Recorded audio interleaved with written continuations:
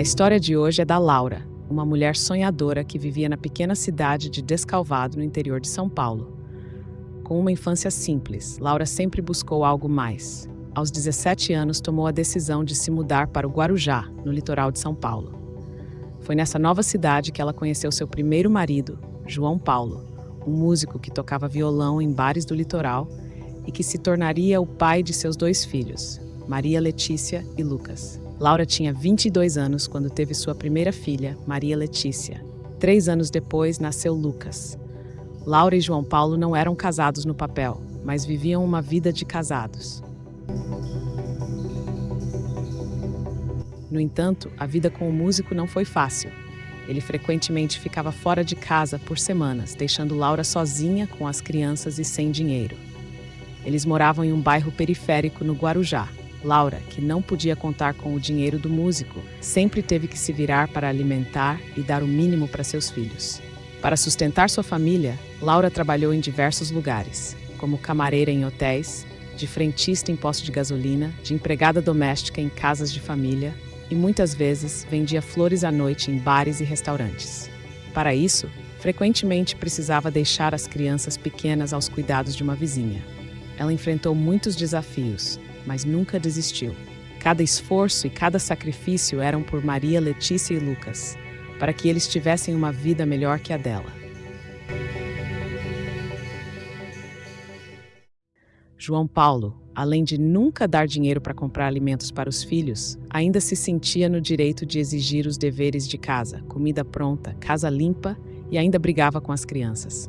Laura suportava a agressividade de João Paulo, pois tinha esperança do esposo mudar. Um certo dia, João Paulo pediu para Maria Letícia, sua filha, pegar seus sapatos. Na época, Maria Letícia tinha 7 anos e, não encontrando os sapatos, se recusou a continuar procurando. João Paulo, irritado, deu um tapa na menina. Naquele momento, a raiva de Laura explodiu. Ela voou em cima dele e o agarrou pelo pescoço.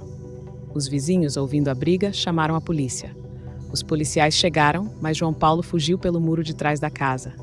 Laura abriu um boletim de ocorrência, solicitando medidas protetivas de distanciamento. A partir daquele dia, nunca mais viu João Paulo. Cuidar das crianças sozinha era uma tarefa difícil e a cidade do Guarujá estava cada vez mais violenta. Laura decidiu voltar para sua cidade natal, Descalvado, no interior de São Paulo, onde poderia contar com o apoio de sua irmã para cuidar das crianças enquanto trabalhava. Naquele momento, sua filha tinha 10 anos e seu filho 7 anos. Laura começou a trabalhar como faxineira em várias casas. Ficava fora o dia todo, mas conseguia sustentar seus filhos com dignidade e ainda conseguiu juntar dinheiro para comprar um carro popular seminovo. Um certo dia, Laura conheceu Marcelo pelo Facebook. Ele morava em Americana, uma cidade a 125 quilômetros de Descalvado. Marcelo tinha 48 anos, era 10 anos mais velho que Laura. Marcelo tinha uma filha de 19 anos, Gabriela, que morava com a mãe dela, sua ex-esposa. Após um ano de namoro à distância, em que Marcelo frequentemente viajava para a cidade de Laura e vice-versa, e ambos tiveram a oportunidade de conhecer as famílias um do outro, decidiram dar um passo importante em suas vidas e se casar. O ano era 2019. Laura, com 38 anos, sentia que era o momento ideal para recomeçar sua vida ao lado de um novo parceiro. Laura preparou suas coisas e, junto com seus filhos, se mudou para o apartamento de Marcelo, localizado em Americana. O apartamento tinha 2 quartos e os filhos de Laura, já adolescentes, se adaptaram bem ao novo lar. Lucas, com 14 anos, e Maria Letícia, com 17, sempre foram muito estudiosos. Lucas era apaixonado por esportes, enquanto Maria Letícia tinha um gosto profundo pela leitura. Nenhum dos dois se interessava por baladas ou por ficar na rua, como uma grande parte dos adolescentes. Nunca deram trabalho para Laura. Pelo contrário, eram a razão do seu orgulho. A filha de Marcelo, Gabriela, não morava com ele, mas Laura e seus filhos se davam bem com Gabriela e sempre almoçavam juntos aos domingos. Laura estava radiante de felicidade, pois finalmente tinha a família que sempre sonhou. No entanto, com o passar do tempo, sinais preocupantes começaram a surgir. Marcelo, que inicialmente parecia compreensivo e carinhoso, começou a mostrar um comportamento possessivo, controlador e ciumento. Após um ano de casados, Marcelo começou a exigir a localização de Laura com frequência. Pedia para enviar prints da sua localização. Ele queria saber a todo momento onde Laura estava e com quem estava. Laura trabalhava como faxineira em 3 casas na cidade de Americana, enquanto Marcelo trabalhava como vendedor em uma loja de eletrodomésticos. No início, Laura justificava o comportamento de Marcelo como uma prova de amor e paixão. A possessividade e os ciúmes eram interpretados como sinais de afeto, mas com o tempo, esses sentimentos começaram a incomodá-la. As brigas se tornaram mais frequentes e, sempre que essas discussões aconteciam na presença dos filhos de Laura, eles tentavam intervir para evitar a situação. Marcelo, no entanto, reagia com gritos, e Laura pedia aos filhos para não se preocuparem e respeitarem e irem para o quarto. Ela fazia o possível para manter a paz, mas os filhos começaram a ficar muito incomodados com a situação. Lucas, com 17 anos, vendia doces no Farol para ajudar nas despesas da casa, enquanto Maria Letícia, com 19 anos, trabalhava como caixa de supermercado. A relação deles com Marcelo tornou-se insustentável. Eles passaram a evitar Marcelo, que frequentemente os tratava mal e os humilhava. Marcelo insistia que eles moravam sob seu teto, e mesmo com o esforço deles para contribuir com as despesas da casa, Marcelo vivia ameaçando expulsá-los de casa. E com Laura, as coisas também não estavam tranquilas. Um dia particularmente difícil, Marcelo, em uma crise de ciúmes, teve uma discussão acalorada com Laura. Quando Lucas tentou intervir para acalmar a situação, Marcelo gritou com ele e deu um prazo de 3 meses para que Lucas saísse de casa.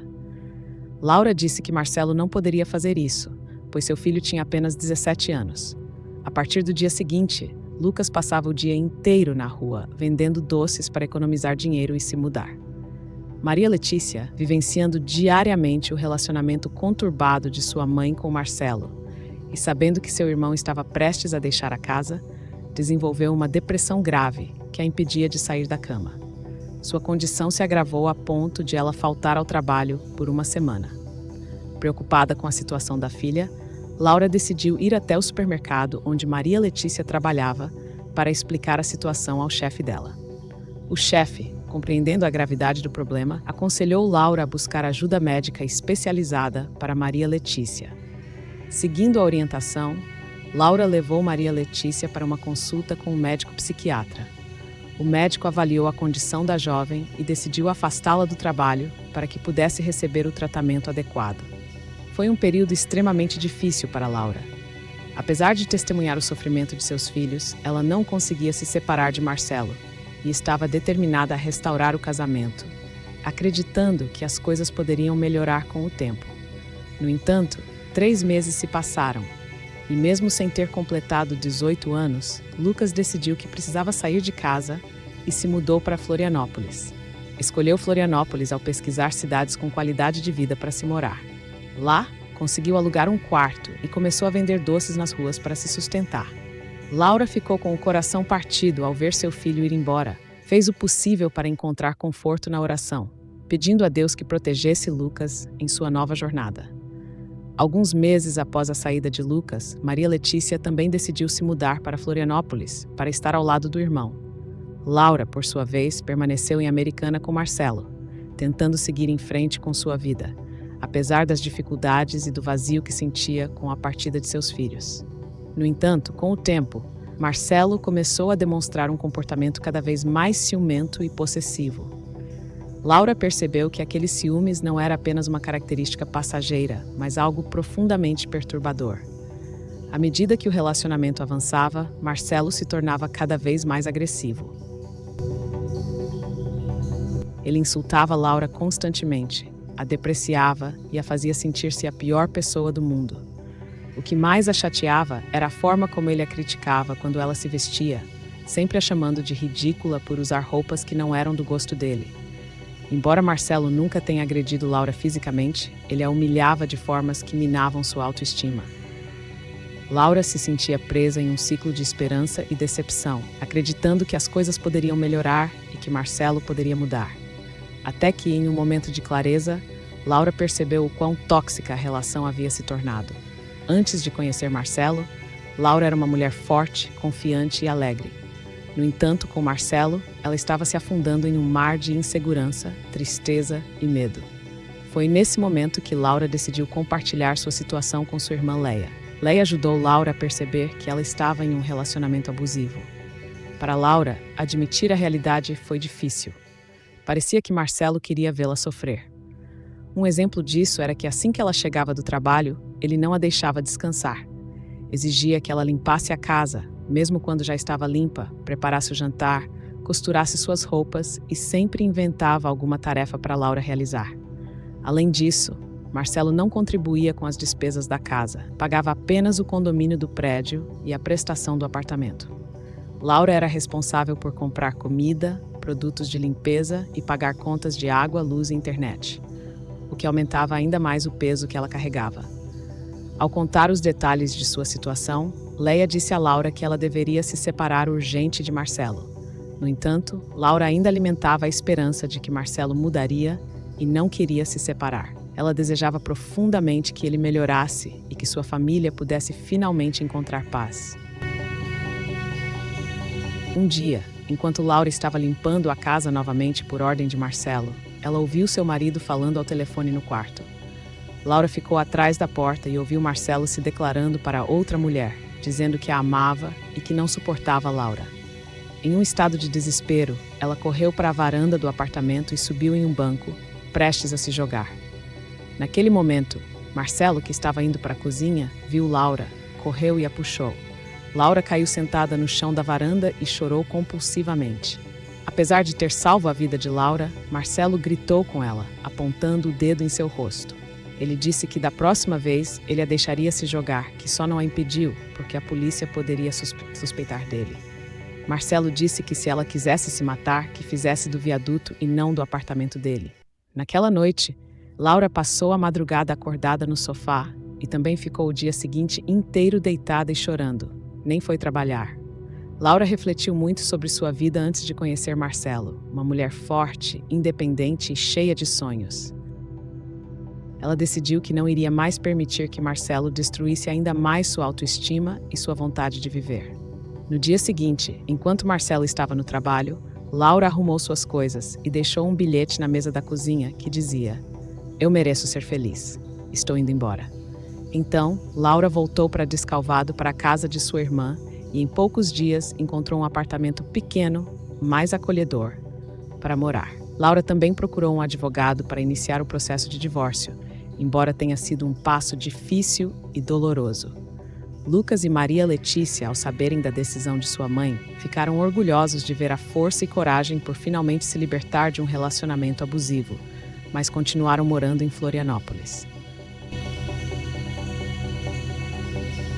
3 meses depois, Laura recebeu uma proposta de emprego melhor, em uma empresa de limpeza profissional, onde foi valorizada por sua dedicação.